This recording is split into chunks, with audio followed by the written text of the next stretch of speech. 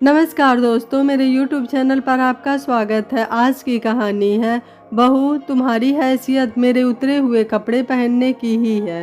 पाखी को school bus में बिठाकर जल्दी से अपना और शरद का टिफिन पैक किया और फटाफट नहाने घुस गई अवंतिका।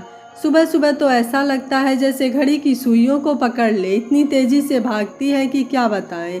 जल्दी से बाल बनाए, दुपट्टा डाला, एक नज़र ड्रेसिंग टेबल में डालकर चप्पल पहन ही रही थी कि शरद ने घड़ी की तरफ इशारा किया। ऑफिस के लिए निकलने से पहले एक बार मम्मी जी के कमरे में गई। मम्मी जी, हम निकल रहे हैं, आपका नाश्ता और अंकुर का दूध बनाकर रख दिया है। दाल सब्जी कैसरोल में रखी है, आपकी रोटी अभी नहीं बनाई।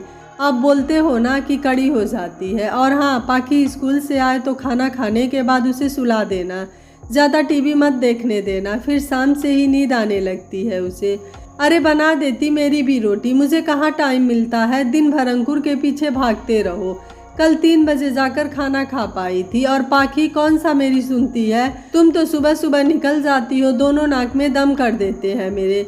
ऊपर से मेरे घुटनों का दर्द, कराहते हुए बोली मम्मी जी।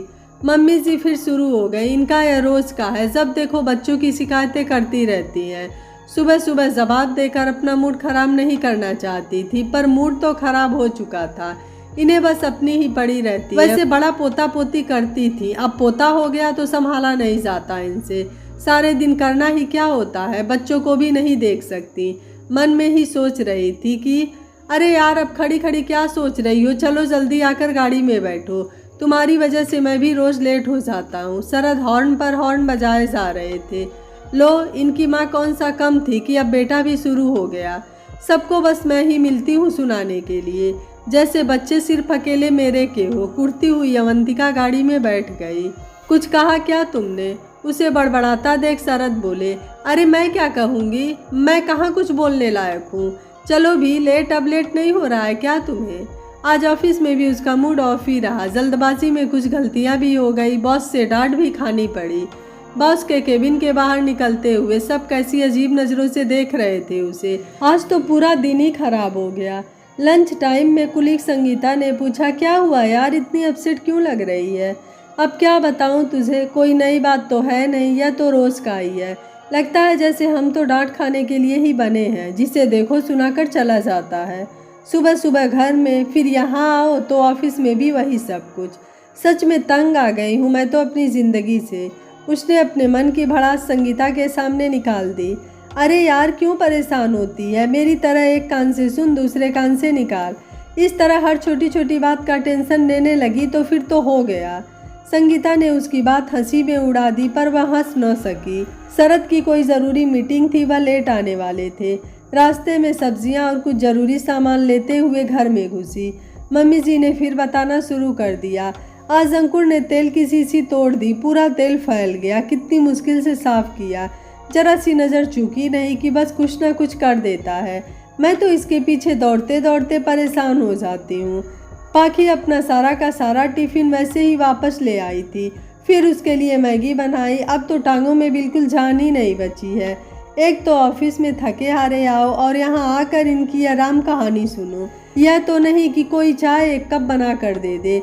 अंकुर सो रहा था, पाखी अपने दोस्तों के साथ पार्क में खेलने गई थी। चाय बनाई एक कप, मम्मी जी को पकड़ा, अपना कप लेकर बालकनी में आ गई। तब तक मम्मी का फ़ोन आ गया।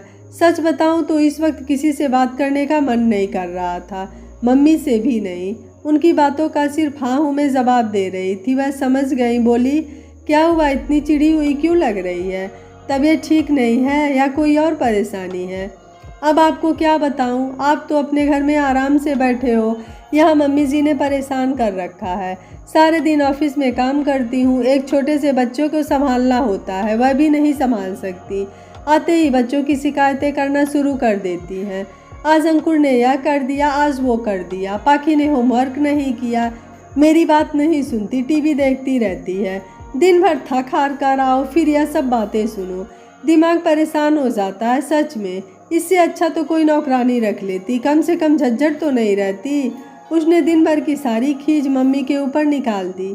वह सोच रही थी मम्मी उसकी बातों का समर्थन करेंगी, लेकिन उन्होंने तो क्या कह रही है अवंतिका, तू अपनी सास की तुलना नौकरानी से कर रही है? वैसे नौकरानी तो तूने उन्हें बना ही रखा है। तुझे पता भी है छोटे बच्चों का दिन भर कितना काम होता है, सारे दिन उनके पीछे भागते रहो। खैर तुझे कैसे पता भी होगा, तेरे दोनों बच्चे तो समधिन जी ने पाले हैं। तेरे बच्चे 6 महीने के हुए और तूने ऑफिस जाना शुरू कर दिया। तू सोच कर तो देख, सारी जिम्मेदारियां तूने उनके ऊपर डाली हुई है। उनकी भी उम्र हो रही है। हम औरतें अपनी सारी उम्र अपने बच्चों को पालने, उन्हें बड़ा करने में लगा देती हैं। उसके बाद लगता है चलो जिम्मेदारी पूरी हो गई, अब आराम करेंगे।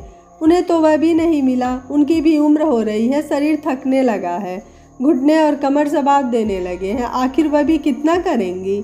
तुम बच्चे लोग सोचते हो माँ बाप तो कभी बूढ़े नहीं होते, वह कहाँ थकते हैं। अरे उन्हें भी तो आराम चाहिए, वह भी तो इंसान है। इतना कुछ कर रही है फिर भी शिकायत। तुझे तो उनका शुक्रगुजार होना चाहिए कि तुझे इतनी अच्छी सास मिली जो तेरे बच्चों को पाल रही है, तुझे नौकरी करने दे रही है। तेरे बच्चे नौकरों के हाथों में नहीं, अपने दादा दादी के हाथों में पलकर बड़े हो रहे हैं। अगर वह खींच कर तुझे कुछ कह देती हैं तो इसमें बुरा मानने वाली क्या बात है। क्या मैं कभी तुझे कुछ नहीं कहती? बस नज़रिए का फ़र्क है बेटा। तुम लड़कियां पहले से ही पूर्वाग्रह पाल लेती हो, फिर कहती हो सास अच्छी नहीं है। तुम भी तो उन्हें एक माँ की तरह देखो, फिर तुम्हें उनकी कोई बात बुरी नहीं लगेगी। तुम तो दिन भर के लिए चली जाती हो, अंकुर को संभालना, नौकरानी से घर का काम करवाना, दिन भर दरवाजे की जो घंटियां बजती हैं उठ उठ कर बार बार देखना, पाखी स्कूल से आती है उसे खाना खिलाना, टाइम से सुलाना। तू ही बता, क्या आजकल के बच्चे आराम से खाना खा लेते हैं या सो जाते हैं? उनकी उम्र है अब यह सब करने की। उनका भी मन करता होगा अपनी हम उम्र लोगों के साथ वक्त बिताएं, पार्क में बैठकर गप्पे मारे, सैर करने जाएं, पर वह तो अभी भी जिम्मेदारियों में जकड़ी हैं, अपने बच्चों के मुंह में फंसी है बेचारी। तुझे शायद पता नहीं होगा, तेरी भाभी स्नेहा भी जॉब करना चाहती थी, पर मैंने साफ कह दिया था मैं बंधन में बंधकर नहीं रह सकती। मेरी भी अपनी ज़िंदगी है, पहले अपने बच्चे पालूं, फिर तुम्हारे पालूं, फिर हम अपनी ज़िंदगी कब जी पाएंगे। नौकरी करना है या नहीं करना है, अपनी जिम्मेदारी खुद उठाओ, मेरे ऊपर निर्भर मत रहना। मैं तुम्हारा सहयोग कर सकती हूँ, पर पूरी तरह तुम्हारे बच्चों की जिम्मेदारी नहीं उठा सकती। फिर उसने घर में रहकर ही कोचिंग क्लासेस शुरू किए। कावेरी जी की तो महानता है जो वह यह सब कर रही, मैं तो बिल्कुल नहीं कर सकती। और जब वह तेरे लिए इतना कुछ कर रही हो तो तुझे उनका एहसान मानना चाहिए। वो तेरी सास है, कोई नौकरानी नहीं। आपने सच कहा मम्मी, इस तरह तो मैंने कभी सोचा ही नहीं। मुझे लगता था घर में काम ही क्या होता है, बस बच्चों को ही तो संभालना है। अब उसे सचमुच अपने व्यवहार पर शर्म आ रही थी। उसने कुछ सोचा और अपनी पुरानी काम वाली को फ़ोन लगाया। एक दिन वह आई थी अपनी लड़की को लेकर काम के लिए। उससे बात तय की और उसे अपने घर में सुबह से शाम पूरे दिन रहने के लिए रख लिया। मम्मी जी के कमरे की तरफ गई तो वह खुद ही अपने घुटनों पर तेल लगा रही थी। उसने तो कभी ध्यान ही नहीं दिया था कि उनके दोनों पैर सूजकर मोटे हो रहे हैं।